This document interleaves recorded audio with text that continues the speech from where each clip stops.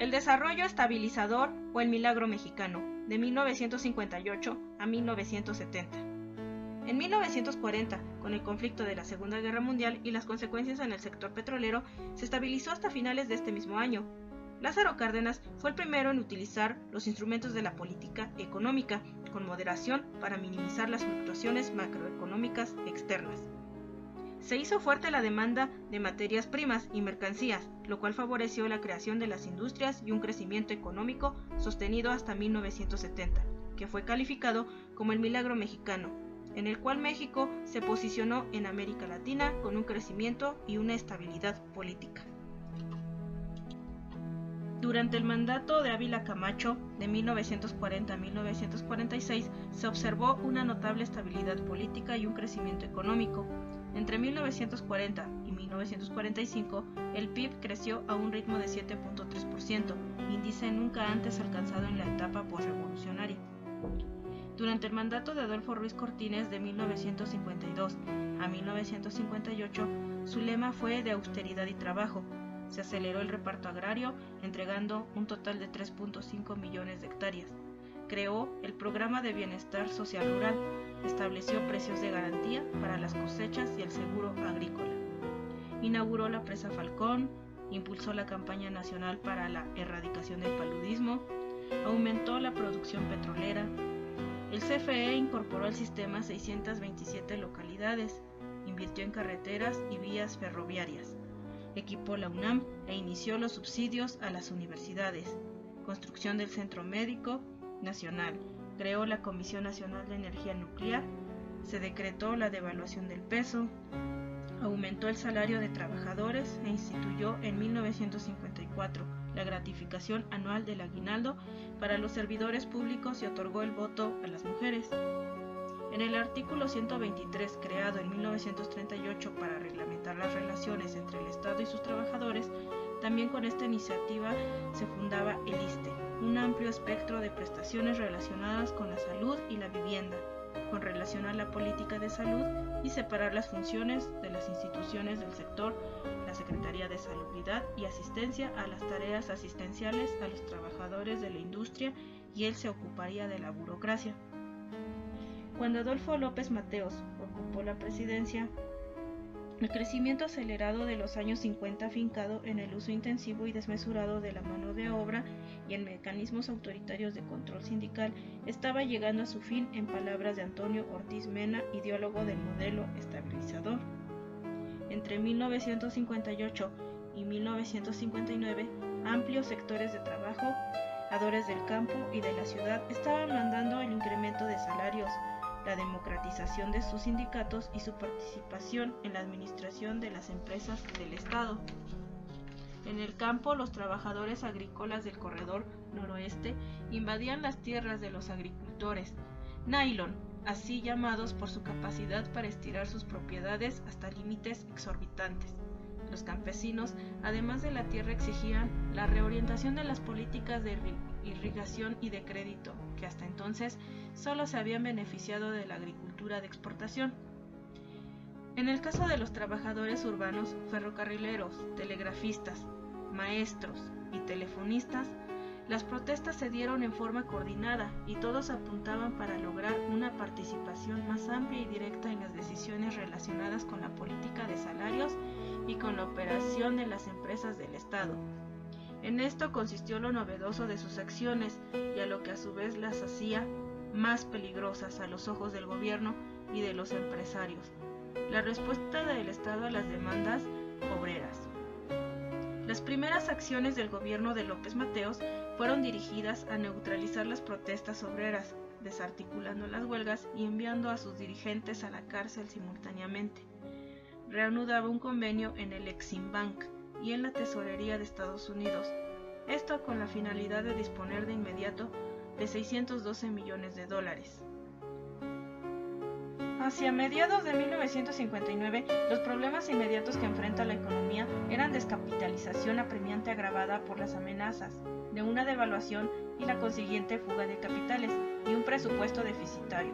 Todo esto en un ambiente de conflicto social que, según los empresarios, paralizaba las inversiones frente a este panorama. En febrero de ese mismo año se dio a conocer un Plan General de Inversiones del sector público y en septiembre el presidente López Mateos anunciaba la creación de 3 secretarías, la de Presidencia, la de Patrimonio Nacional y la de Obras Públicas, así como el Departamento de Turismo. Para mediados de 1962, el gobierno ya había puntualizado la acción, limitó sus actividades productivas a las llamadas industrias estratégicas, donde hacía grandes inversiones, como en el caso de las industrias eléctrica y petrolera, que crecieron en 9.5 y 15% respectivamente.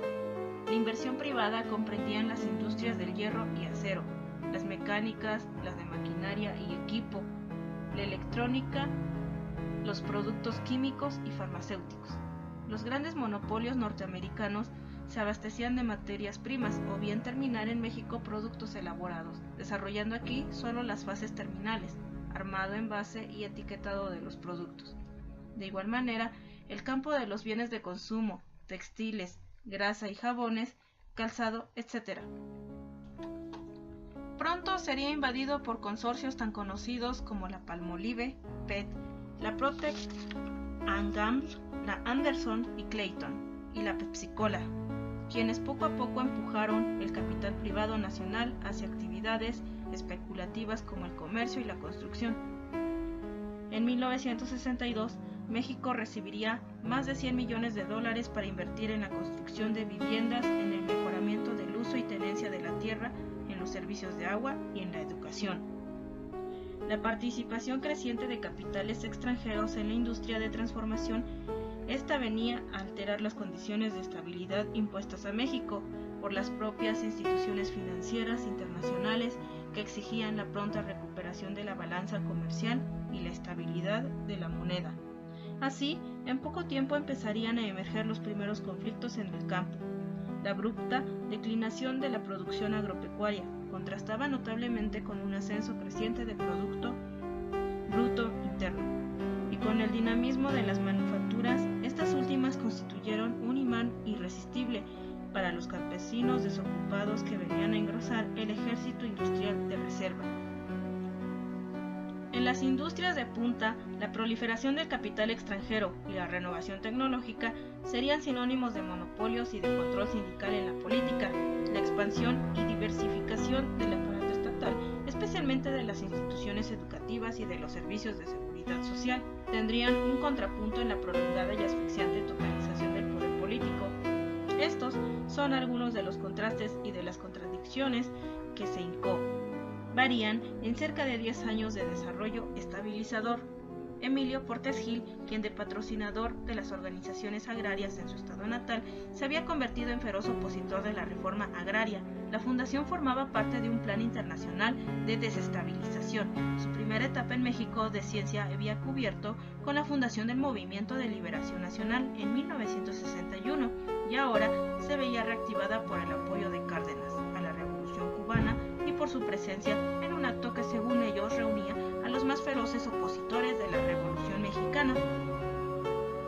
Hacia 1962, el gobierno había asentado su predominio en las áreas estratégicas de la economía mexicana, industrias básicas como la eléctrica, los pronósticos en algunas ramas de la industria manufacturera para ese año eran muy halagadores.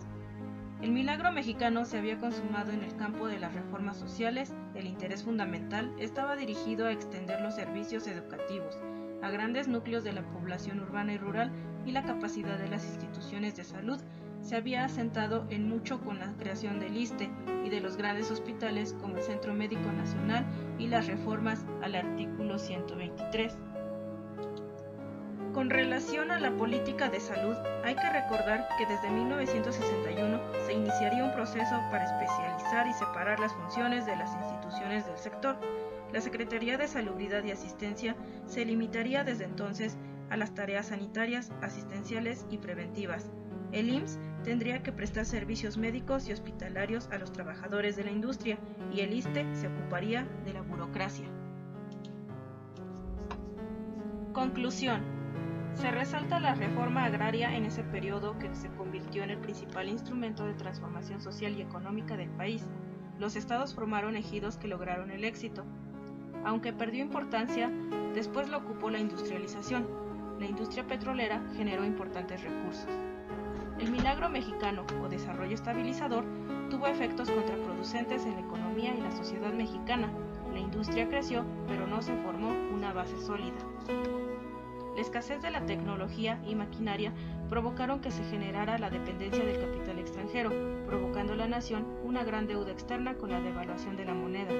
Iniciaron protestas y tensiones sociales, pues a partir de 1970 el país entró en una crisis económica. Los problemas en el campo, los nuevos yacimientos de petróleo, la falta de maquinaria y recursos provocaron que el país se endeudara con los préstamos que se pidieron al exterior.